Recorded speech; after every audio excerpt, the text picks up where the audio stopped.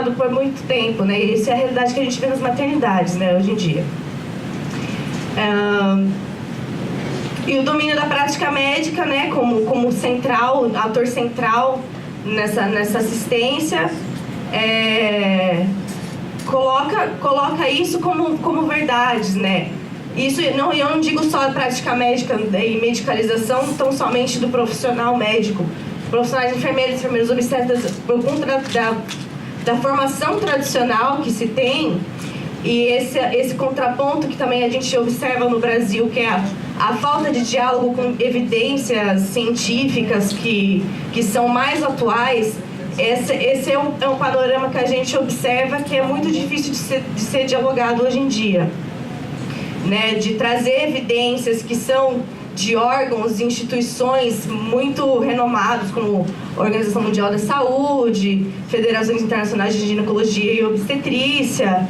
Isso não vem sido colocado na formação de grande parte que a gente observa dos profissionais, em formações de residência, tanto de medicina como de enfermagem, não como uma pauta que seja tão relevante, né, de atualização.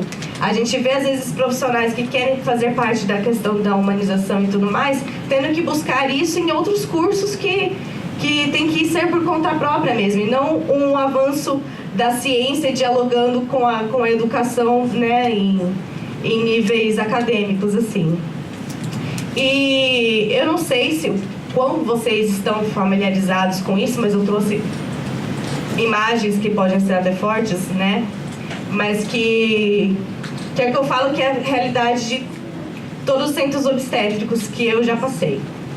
E isso é uma questão que eu falo, né? Se chegassem para conversar com todas as pessoas que passam por uma formação tanto de ginecologia como obstetrícia, isso é uma coisa que todo mundo já passou de observar e que todo mundo que é profissional da saúde, que lida com a saúde da mulher, se espanta também, né? Eu fico dialogando muito com as minhas companheiras, né, da obstetrícia e tudo mais.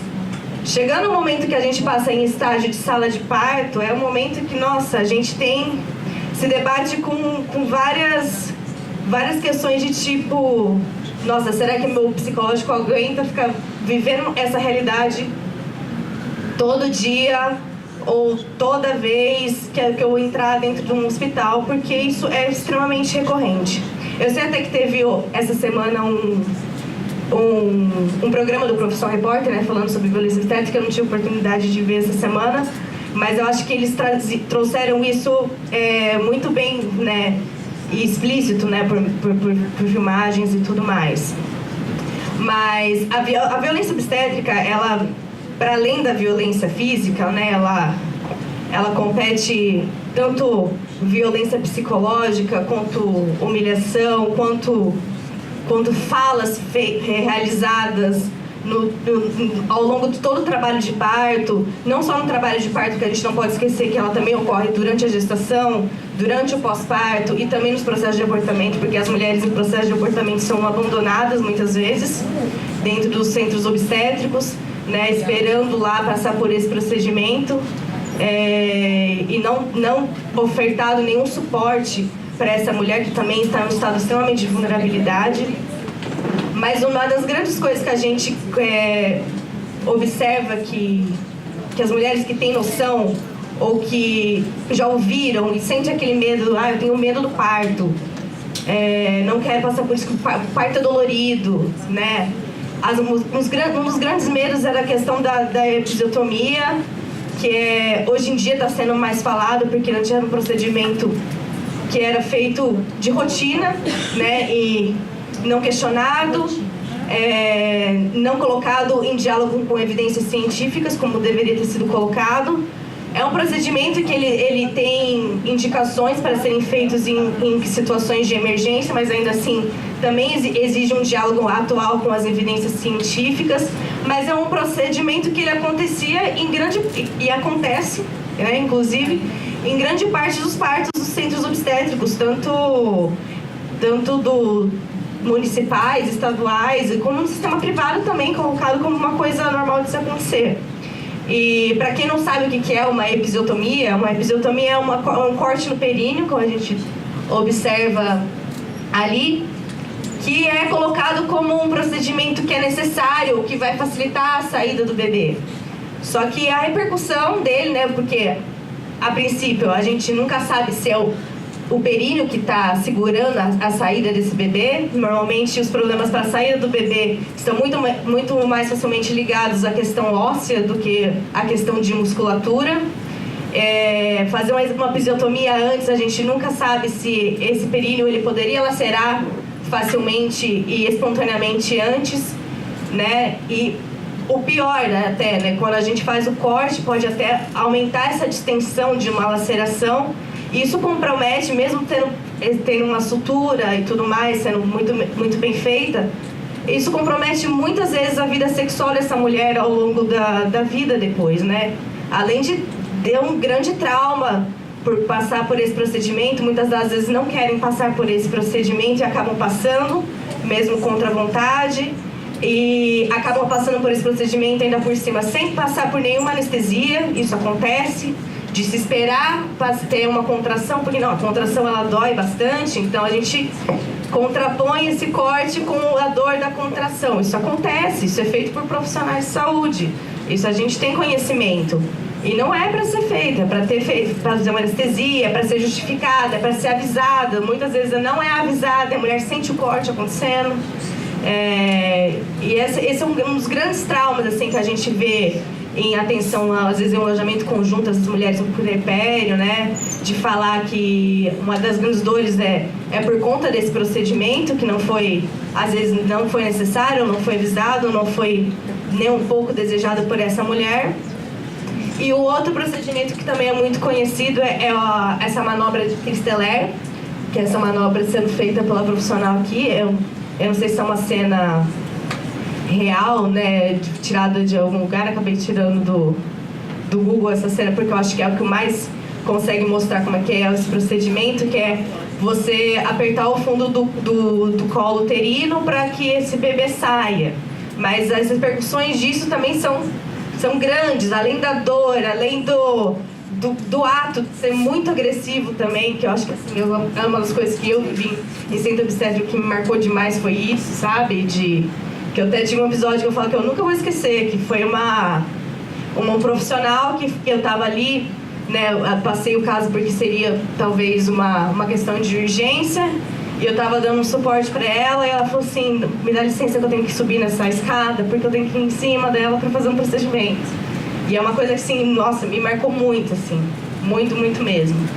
E porque é muito agressivo, porque tem que fazer o bebê nascer, E essa é uma grande pressa dessa cultura de nascimento hoje em dia, de fazer nascer. Temos que fazer nascer no menor tempo possível. Parto bom é um parto rápido. Parto bom não é um parto que está respeitando, né, todas as fases e tudo mais, né? Hoje em dia a gente tem a cultura que o parto bom é um parto rápido. Tanto que a cesárea, que é feita em meia hora praticamente, ela é tão abrangente para todas as mulheres que passam por gestação, principalmente no sistema privado, né? E esse procedimento, ele foi proibido pelo COFEN, que é o Conselho Federal de Enfermagem. Proibido, então enfermeiras não são autorizadas a fazer. Isso acontece também internacionalmente, em outros países. É um procedimento que é colocado como um procedimento viável, às vezes, de se fazer, numa urgência, mas tem grandes repercussões também. A gente pode repercutir num grande sangramento, no descolamento de placenta, né? Ou mesmo numa laceração muito maior que essa mulher poderia passar durante o processo de parto, né? E a partir dessas discussões eu trouxe esse...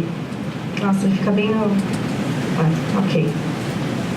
Esse documento, porque foi uma das medidas mais notórias que ocorreu recentemente, que é esse documento de prevenção e eliminação de abusos e desrespeitos maus-tratos durante o parto em instituições, né?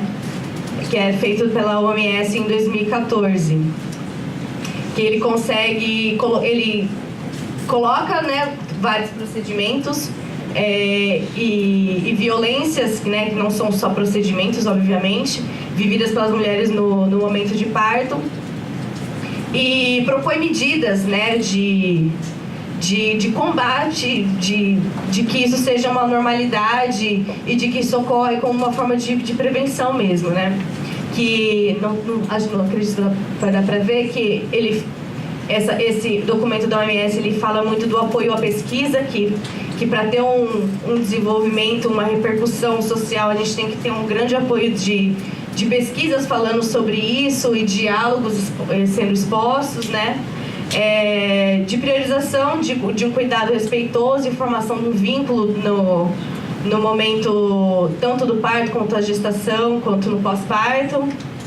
Enfatizar os direitos reprodutivos dessas mulheres durante a gestação, para que elas estejam informadas quando passarem pelo parto. Implementação de políticas públicas que viabilizem isso e maior participação das mulheres nessas discussões. Por isso que a gente tem que trazer esses espaços e conseguir falar sobre isso e expor realidades que às vezes não estão no nosso convívio, né? Mas que chega um momento ou outro, porque a gente tem sempre contato com alguma mulher, né? Somos filhas, podemos ser mães, temos avós e várias mulheres já passaram por isso, né? Várias vezes. Eu fico me recordando da minha avó e ela falou assim: nossa, você vai lidar com parto normal? Não, mas faz cesárea, porque comigo foi horroroso, eu passei por isso, né? De tão normal e enraizado que isso é colocado. E por isso tem que ser discutido, tem que ser exposto, tem que ser acolhido por as mulheres que muitas vezes no pós-parto vão estar com ou um trauma, alguma dor. A gente coloca aquilo como não, é assim mesmo que às vezes é ser mãe, né? É assim mesmo que acontece um parto, enquanto não é, né? São situações que são violações, né? São apropriações de corpos numa justificativa de um bem maior, que é um nascimento às vezes rápido ou de forma que se adequa àquele sistema, né? E nesse estudo da Simone Diniz, ela consegue colocar isso muito bem esquematizado a partir de um estudo de Tesser também. Obrigada. Ela consegue colocar isso como um abuso físico ou psicológico e comparando isso com a violação de direito que correspondido, né, que foi acontecido naquele momento. E uma das coisas que a gente também coloca como forma de falar sobre a violência obstétrica durante a gestação mesmo e deixar essa mulher informada para passar no trabalho de parto é a implementação da prática de realizar um plano de parto com essa gestante, né? Esse é o plano de parto que foi desenvolvido pelo NUDEM, junto da Defensoria, junto com o coletivo Sexualidade e Saúde e também a Associação das Obstetrizes. Eu coloquei isso só para dar uma perspectiva do que é um plano de parto, que a gente fala de todos os direitos que essa mulher tem durante o parto e dos procedimentos que ela pode passar, e expondo para ela se ela gostaria de passar por isso ou não, porque a gente também discute com isso. Mas às vezes a mulher ela quer uma cesárea, às vezes a mulher fala que eu quero a episiotomia porque eu acho que o neném vai nascer mais rápido. Então a gente dialogar com isso antes e expor realmente, e informar essa mulher com qualidade sobre tudo que vai ser passado, é uma forma de conseguir, né, tanto, né, prevenir que aconteça uma violência obstétrica dentro do sistema, ou que ela consiga, né, falar as vontades dela durante aquele processo que ela vai passar numa instituição. E as repercussões, né, que eu acho que você vai falar muito mais facilmente sobre como que isso acontece e as apreensões dessas mulheres, as implicações legais, eu acho que o Pedro vai poder falar mais facilmente do que eu nesse sentido, né? Espero que tenha dado para colaborar com vocês. Tá certo? Obrigada.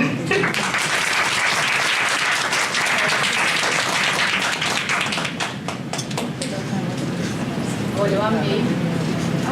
Uma vez é porque eu tenho uma questão até que pode ficar para depois. Como eu tenho trigêmeos, se há uma particularidade aí, se há porque eu não tive nada disso, eu não tive plano de parto, não pude. Isso até a minha psicóloga falou, é um luto da sua gravidez, porque eu não pude fazer nada. Na gravidez toda, não tive chá, não teve nada, não pude fazer nada. E o médico dizia mesmo, o plano é deles, não é da gente, é o plano dos trigêmeos. Se há um olhar voltado especial para casos de gemelares, e quando você fala da sutileza da violência obstétrica, eu acabei pegando, me vendo na situação do meu parto. A episiotomia é o tal do ponto do marido, né? Isso, quando dá o do marido. Que eu acho. O ponto do marido é depois. Depois. Consertar o estrago. Ah, tá, porque... Para dar um ponto. Primeiro fazem aquele procedimento para aumentar o espaço de saída do bebê e depois costumam chamar de ponto do marido o procedimento que fecha a sutura desse corte. Pra porque ficar parecendo uma teoricamente virgenzinha ficaria do mais marido. apertado. Exato.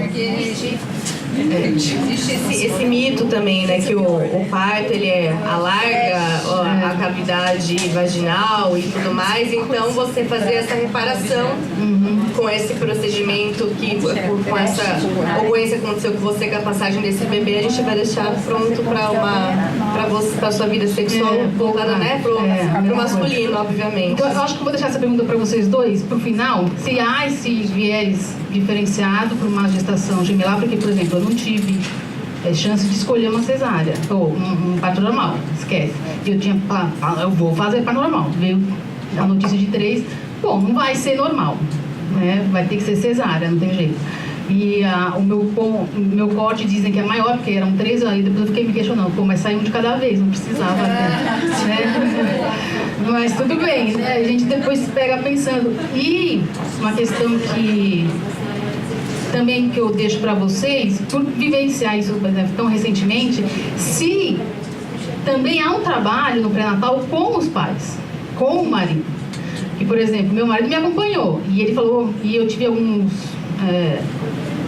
problemas, algumas intercorrências na minha cesárea, eu apaguei, e aí a anestesista, eu tentava falar pra ela, eu tô passando mal, mas fala, minha filha, fala o que você tá sentindo, não tem como descobrir. E aquilo eu já tava nervosa, eu não conseguia falar, eu só olhei pro meu marido e falei assim, tô apagando, e apaguei, eu não conseguia dizer o sintoma que eu tava passando, porque eu tava anestesiada, mas eu tava sentindo que eu ia apagar, e ela me cobrando uma coisa muito objetiva, coisa que... E meu marido, ele falou que ele viu toda a minha barriga aberta, viu os órgãos, ele falou que era de impressionar, ele ficou impressionado. E isso afetou lá na frente depois, tipo, e vem a cena. O homem não vai te olhar mais daquele mesmo jeito que ele viu. Como dizem, quando é o parto normal, quando o homem vê a tamanho da vagina, e depois também fica... Não é verdade, gente? Se há um trabalho voltado pro homem, né? Pro pai, também nessa fase pós. Mas aí eu acho que depois que o Pedro falar, os dois podem responder melhor. Obrigada, viu? Eu sou vítima de novo. Violência obstétrica.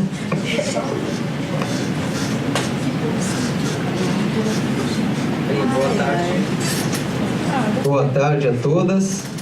As mulheres são maiorias aqui na plateia. Esse trabalho, essa apresentação busca tratar brevemente sobre os aspectos práticos do trabalho da advocacia na questão da violência obstétrica. Inclusive, Defensoria Pública, como também atores pelas mulheres vítimas dessa prática que vem se institucionalizando. É um tipo de violência institucional, mais uma das violências que a mulher sofre.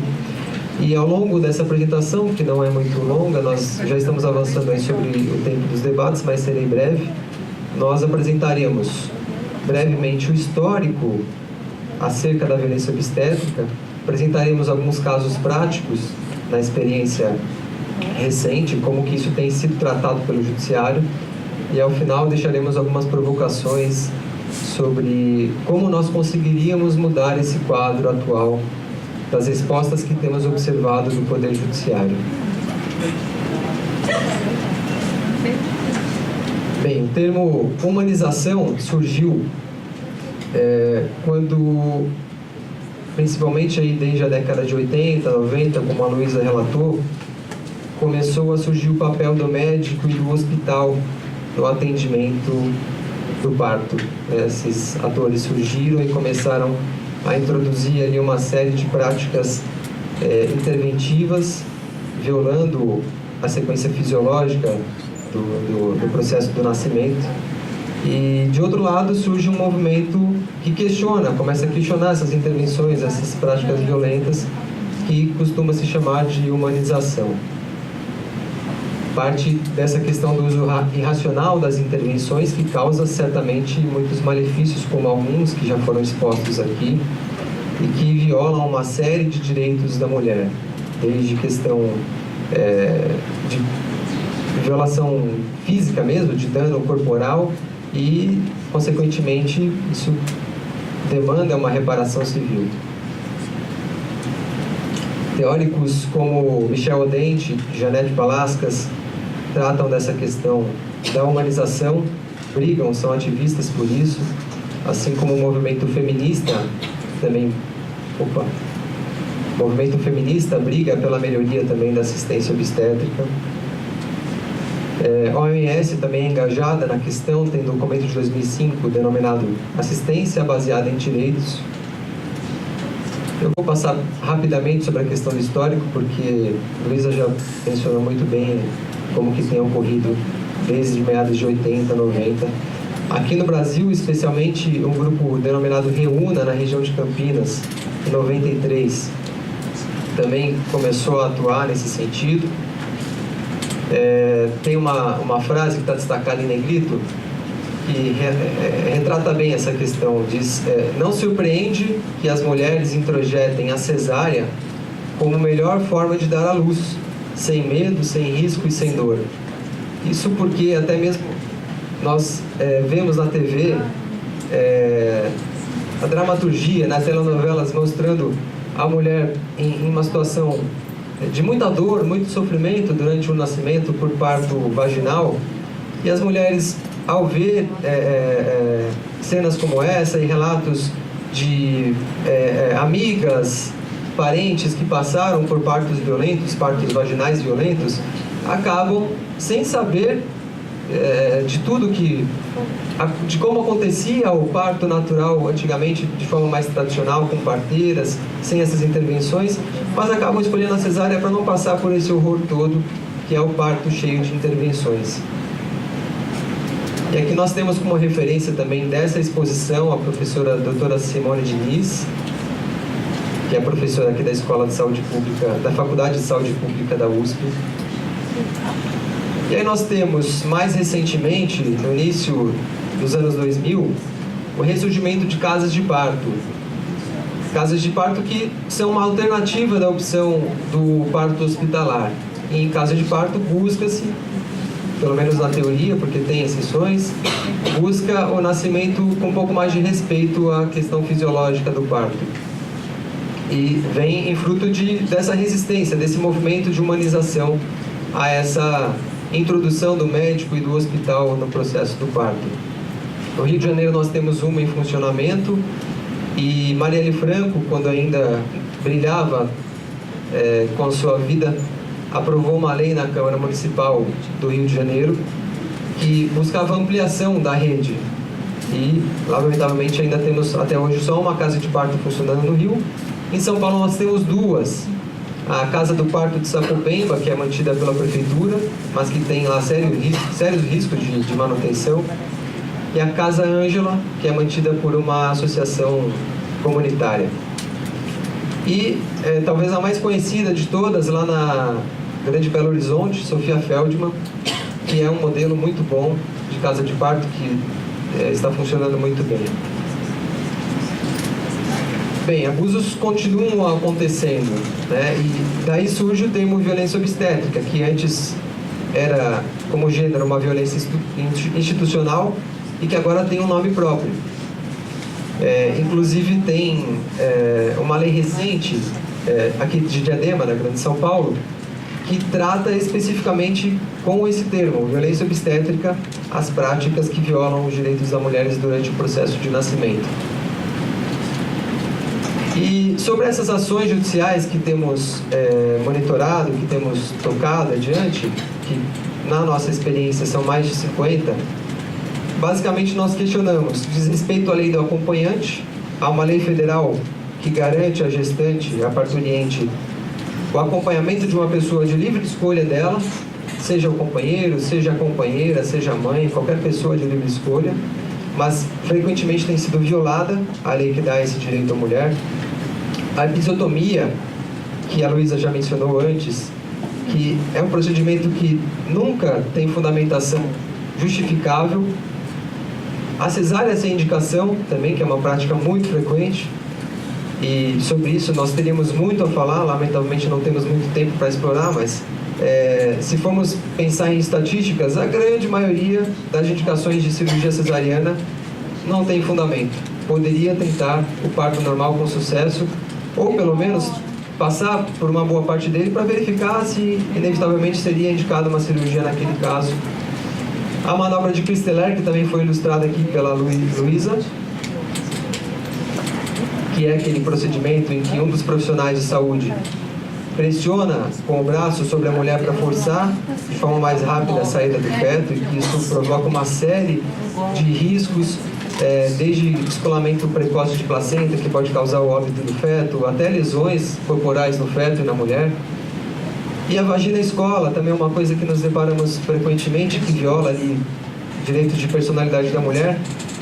Em outros termos, vagina escola costuma acontecer muito em hospitais universitários, quando por algum motivo aquele caso tem alguma coisa que os residentes ainda não estudaram, eles são chamados e fica ali uma série de profissionais com os quais a mulher nunca teve contato, nunca viu, não tem intimidade alguma, nem durante o pré-natal, nem em momento nenhum, e fica ali 10 pessoas na sala ou mais, vendo a mulher ali em posição ginecológica, sofrendo esse grande constrangimento.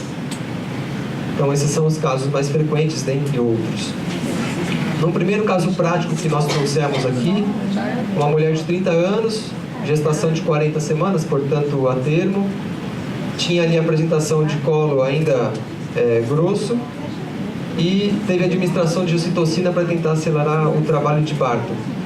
Vejam aqui, tem uma grande contradição anotada em vermelho, não sei se dá para todos verem, que menciona que com a internação a médica será submetida à cirurgia de indução de parto. Não sei se todos têm familiaridade com o termo indução de parto, mas aquela mulher que quer passar por um trabalho de parto, visando o parto normal, quando o avanço fisiológico do processo de trabalho de parto não avança da forma que os médicos esperam, eles fazem algumas intervenções que a gente chama de indução de parto, com a administração de algumas medicações, enquanto de outro lado, Luísa, o trabalho de doulas, por exemplo, costuma favorecer muito mais do que as maiorias das intervenções que os médicos indicam. E aqui a médica, talvez não muito disposta a fazer indução de parto, inseriu um termo cirurgia, ou seja, já prevendo que ela preferiria fazer a cirurgia cesariana em vez de induzir o trabalho de parto. Então, dentre outras questões do prontuário, nós, advogados, quando fazemos esse exame, muitas vezes nos deparamos com algumas contradições como essa. Aqui, numa anotação de enfermagem, consta que o colo dessa gestante estava grosso, impérvio, ou seja, sem passagem, e que a indução estava sendo feita com o item 2 da prescrição, que deve ser a ocitocina.